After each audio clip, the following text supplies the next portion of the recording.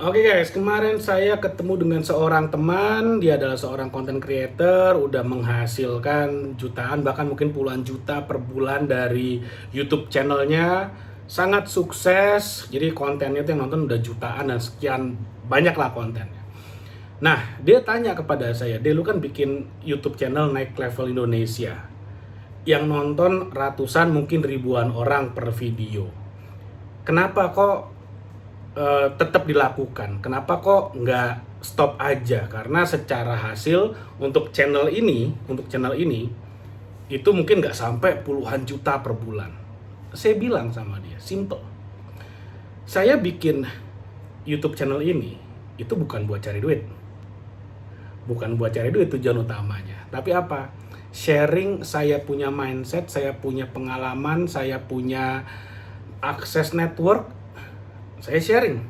Kepada siapa? Kepada siapa aja yang mau nonton. Karena buat saya giving, saya sharing, saya spend, saya punya waktu, energi kayak gini kan, spend waktu, spend energi yang apalagi waktu itu kan sesuatu yang saya nggak mungkin ambil lagi. Misalnya satu video durasinya anggap aja 10 menit. 10 menit yang sama kalau saya pakai untuk hal yang lain, mungkin saya bisa menghasilkan jauh lebih banyak daripada saya bikin video. Tapi buat saya it's okay. Kenapa? Karena buat saya ini giving back. Ini saya dapat sesuatu dalam bisnis saya dapat relasi yang sangat bagus, saya dapat koneksi, saya dapat cuan profit yang oke banget dari bisnis, saya share di sini. Gimana saya melakukannya? Apa yang saya lakukan? Apa mindset saya? Apa yang menjadi target saya? Aktivitasnya apa? Bagaimana caranya? Gimana cara negosiasi? Dan segala macam ya saya share di sini. Yang nonton ratusan, buat saya oke, nggak masalah. Bahkan yang nonton cuma 10 orang pun buat saya oke, nggak masalah. Kenapa? Karena siapa tahu dari 10 orang yang nonton misalnya, lalu kemudian mereka terinspirasi, mereka berubah, saya mencetak 10 orang baru yang akan bisa menggerakkan ekonomi Indonesia, buat saya jauh lebih baik. Daripada misalnya saya bikin YouTube channel yang isinya kucing lari-larian yang nonton 1 juta. Yang ada saya membuang-buang waktu 10 juta orang lewat konten saya. Sesimpel itu.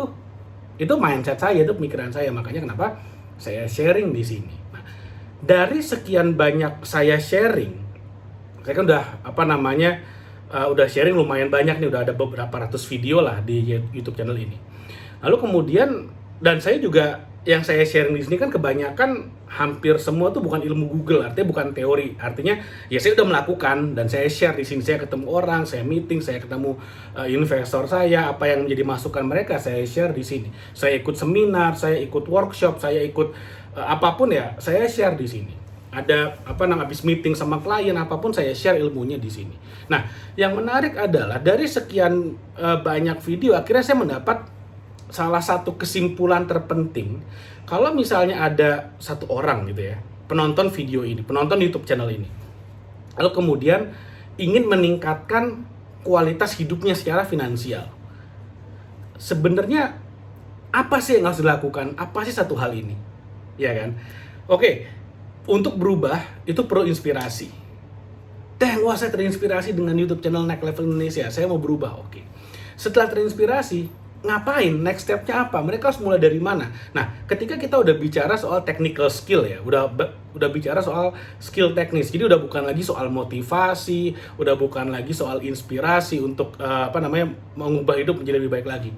Kita udah bicara soal technical skill. Skill apa yang diperlukan?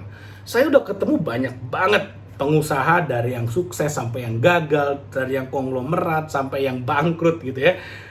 Saya udah ketemu banyak banget. Mungkin saya udah ketemu ratusan, mungkin udah ribuan, banyak banget. Nah, satu hal yang menarik, satu skill ya. Ini saya bicara skill ya. Kalau saya bicara soft skill, itu kan banyak banget, ada kemampuan, ada disiplin, ada komitmen dan segala macamnya. Saya nggak ke arah sana. Tapi hard skill, technical skill apa yang diperlukan? Ya, itu adalah semua pengusaha sukses, semua konglomerat, semua startup yang akhirnya jadi, bahkan yang tadinya failing, tadinya udah mau bangkrut terus akhirnya bangkit lagi, itu adalah karena si pemiliknya, si ownernya, si dirutnya itu memiliki satu skill yang namanya skill jualan. Skill jualan. Apapun permasalahan dalam sebuah perusahaan, jualan adalah 99% obatnya. Apapun masalahnya, jualan adalah obatnya. Oh, tapi dia tidak punya kepemimpinan yang bagus, tapi jualannya banyak, perusahaannya aman. Kenapa? Karena operasional terbayar. Paham ya? Wah, tapi dia pencatatan keuangannya jelek, tapi dia jago jualan, perusahaannya terbayar meskipun untungnya lebih kecil karena kosnya boros sana sini, bocor sana sini, tapi tetap bisa bertahan perusahaannya karena jago jualan. Tapi timnya dia jelek, tapi jago jualan. Selamatlah karena timnya yang jelek itu terbayar semua gajinya. Oke, jadi kuncinya adalah bisa jualan. Nah, ketika saya sadar, oh kuncinya adalah jago jualan nih. Gimana kalau misalnya, apakah seorang pengusaha perlu punya produk yang bagus? Enggak juga. Menurut saya, enggak juga. Kenapa? Karena untuk mendapatkan produk yang bagus, itu biasanya kita bisa kerjasama dengan pabrik lain. Itu namanya maklon, ya kan? Misalnya mau jualan apa? Mau jualan skincare. Ya udah, cari pabrik skincare, kasih tahu mereka saya mau bikin yang seperti ini, mereka yang buatin barangnya bagus, kita yang jual. Nah, simpel itu. Kuncinya balik lagi, kita yang jual. Nah, kamu yang mau punya bisnis juga sama. Kamu yang mau punya bisnis juga sama. Kamu punya nggak skill jualan? Apa? Affiliate marketing misalnya, skill video marketing, skill konten marketing. Punya nggak skillnya? Kalau kamu nggak punya skillnya ya susah. Kamu jago bidang keuangan, kamu jago leadership, kamu jago semuanya, kamu nggak bisa jualan, kamu nggak bisa bisnis. Itu salah satu tarikan yang saya dapetin, benang merahnya ketika saya ketemu dengan banyak orang. Makanya akhirnya saya menulis buku ini, 69 Strategi Marketing dan Branding. Kenapa? Saya mau ngajarin orang gini loh caranya jualan. Ada di sini semuanya. Dan ini bukan kata saya ya, bukan saya yang mengatakan jurus ini bagus, bukan. Karena jurus-jurus ini ada case study-nya, Anda bisa lihat, ada case study-nya yang bisa dipraktekkan untuk meledakkan penjualan. Dan case study yang saya share di sini itu adalah apa yang dilakukan oleh perusahaan-perusahaan raksasa seperti Gojek, Traveloka, Google, Airbnb, semuanya, Microsoft semuanya ada, Amazon pun ada.